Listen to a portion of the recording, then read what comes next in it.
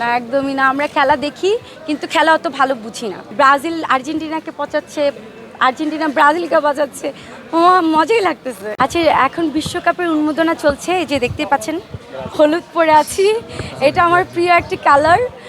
তার মানে বুঝতেই পারছেন আমি ব্রাজিল সাপোর্টার, ব্রাজিল করি।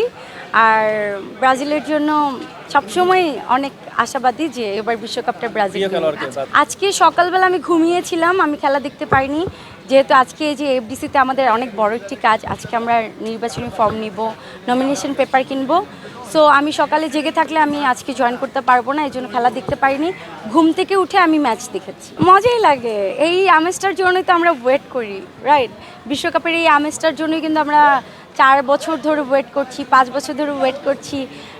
আবার এখন এই যে পুরো বাংলাদেশ জুড়ে এখন এই যে একটা বিশ্বকাপের একটা মজার আনন্দের মধ্যে আছে, যে যেভাবে পারছে কন্টেন্ট বানাচ্ছে, আমরাও বসে বসে দেখছি, ফানি ফানি কন্টেন্ট দেখছি।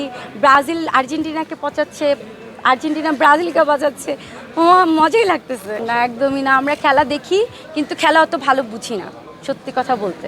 খুব কম দেখা হয়, এমন না যে খেলার আমি একদম ডাইহার্ট ফ্যান। আমি খেলা দেখি খুবই, মানে মাঝে মাঝে দেখি।